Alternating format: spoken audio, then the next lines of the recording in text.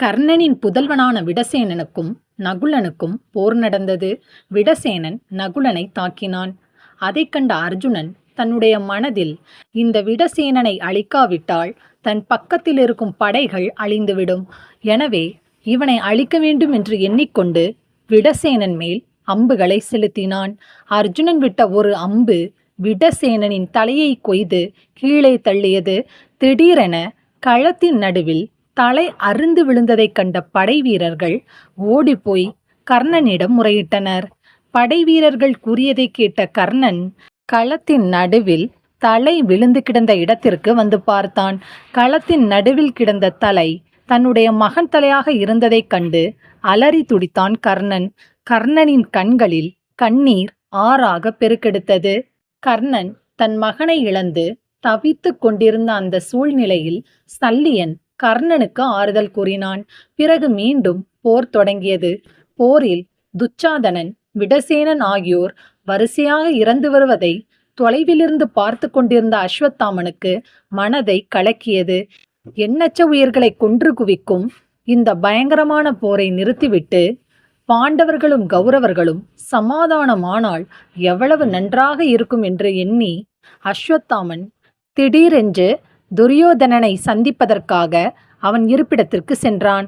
அங்கு சென்ற அஸ்வத்தாமன் துரியோதனனிடம், போரில் 2 பக்கமும் நிறைய சேதங்கள் ஏற்பட்டு இருக்கிறது.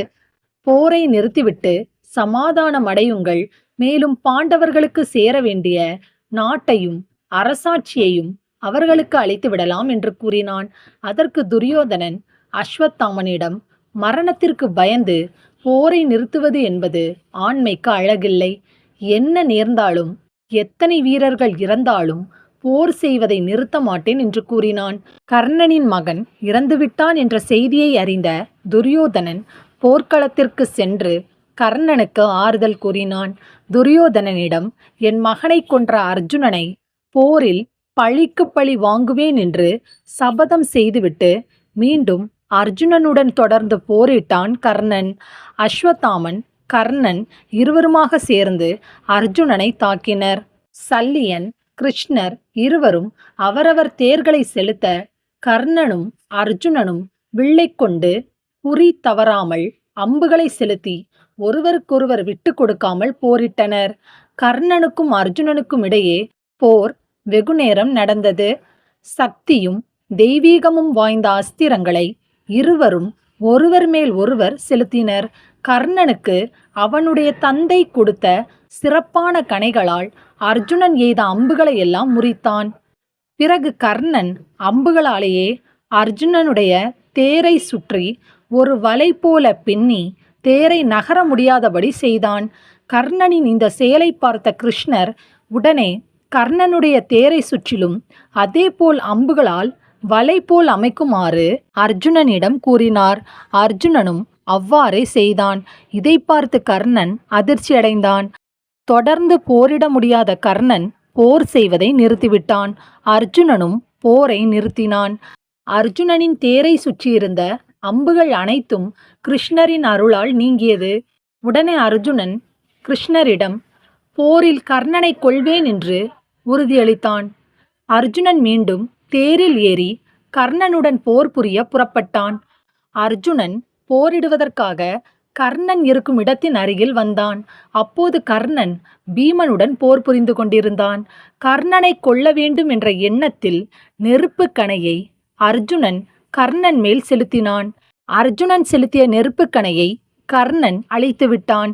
பிறகு இருவரும் தொடர்ந்து அம்புகளை எய்தி போரிட்டனர்.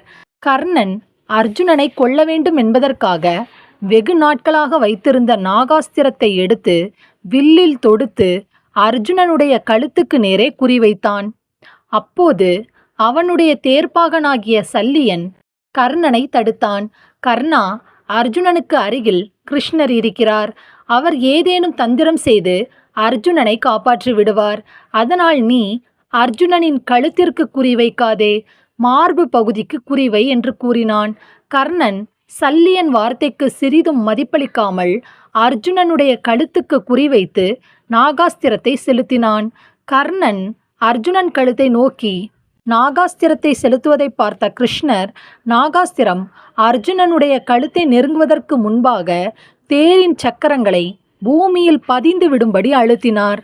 கர்ணன் அர்ஜுனனை நோக்கி செலுத்திய நாகாஸ்திரம் குறித்தவறி அர்ஜுனனின் தலையில் இருந்த கிரீடத்தை உருட்டி தள்ளிவிட்டு சென்றது. இது கர்ணனுக்கு மிகவும் ஏமாற்றமாக இருந்தது.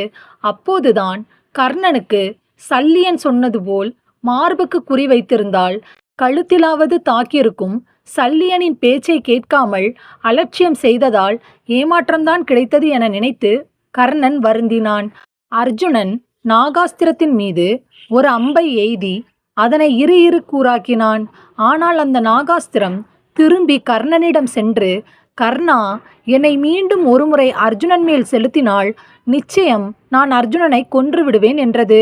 அதற்கு கர்ணன், நான் உன்னை ஒரு முறைக்கு மேல் பயன்படுத்த மாட்டேன் என்று அன்னை குந்திக்கு வரம் கொடுத்திருக்கிறேன் என்று கூறி மறுத்துவிட்டான்.